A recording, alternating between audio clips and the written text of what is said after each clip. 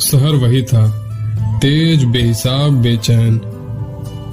लोग दौड़ रहे थे, जैसे जिंदगी एक रेस हो जिसमें मंजिल का कोई पता नहीं। और उसी शहर के बीच एक लड़का आरव जाहिर तौर पर एक शांत स्वभाव का लड़का था। वो लोगों को जज नहीं करता था, सिर्फ समझता था। उसके लिए लोगों के चेहरे, उनकी आंखों की थकान या हंसते वक्त झूठा कॉन्फिडेंस, सब कुछ रीडेबल था। पर वो बोलता नहीं था, न किसी से सिंपैथी जताता था, न दर्द का राग छेड़ता। वो सिर्फ सोचता था। उसकी जिंदगी का रूटीन सिंपल लेकिन अलाइव था। और फिर हर सुबह वो अपनी पुरानी चाय की टपरी पर जाता। चाय वाले चाचा उसे जानते थे, बिना कुछ बोले उसके लिए इलायची वाली चाय बना देते थे। उस बेंच पर बैठकर आरव लोगों को देखता था, कोई हंसते हुए, कोई काल पर झगड़ते हुए, कोई बिना किसी वजह उदास। पर उसके लिए ये सब नॉर्मल नहीं था, ये थी जिंदगी। और हर रोज की तरह एक शाम ऐसा भी आता है। नवंबर का ठंडा सा वक्त, पत्तों की सरसराहट और आसमान का नारंगी रंग। बेंच पर बैठा आरव कुछ लिख रहा था अपनी डायरी में, या फिर शायद कुछ बनाने की कोशिश कर रहा था। उसका पेन कभी रुकता ही नहीं, जैसे हर आंख, हर पल, हर सांस उससे कुछ कह रही हो। और आरव सोच में ही था, तभी उसने देखा सारा को।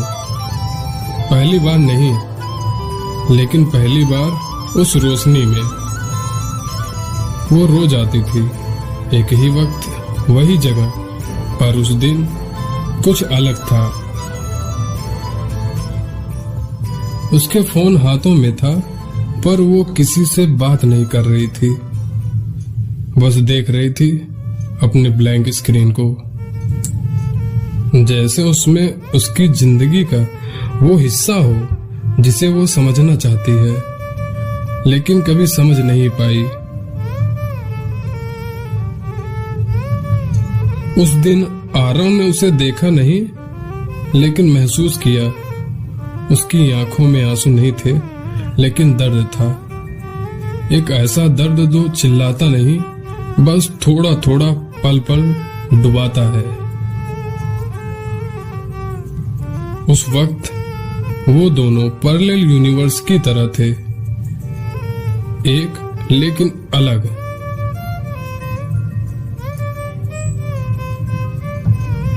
वो दोनों वही थे, लेकिन एक दूसरे के बिना पूरे लग रहे थे, और एक दूसरे के साथ तो और भी ज्यादा।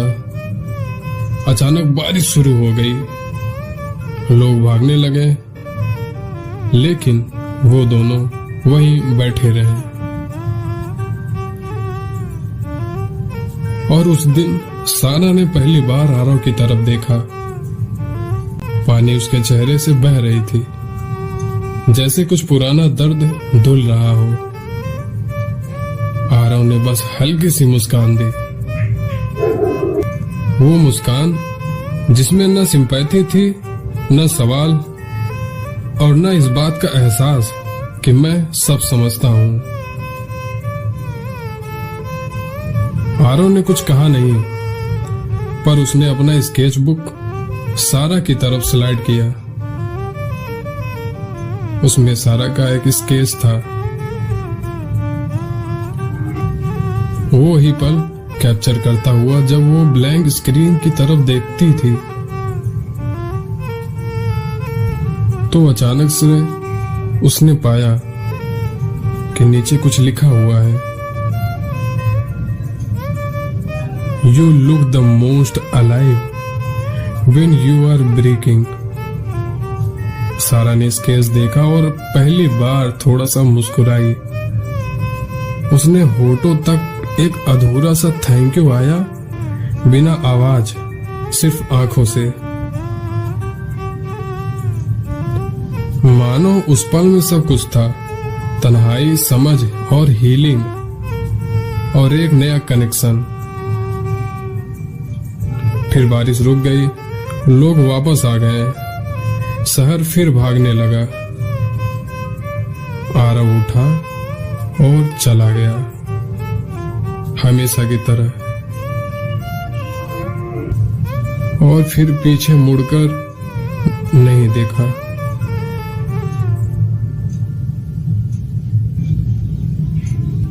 पर सारा के पास अब भी आरव की स्केच बुक थी और उसके दिल में एक अजनबी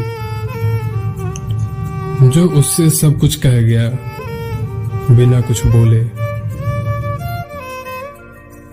कभी कभी किसी को ठीक करने के लिए उसे समझना जरूरी नहीं होता, उसके साथ खामोशी में होना काफी होता है।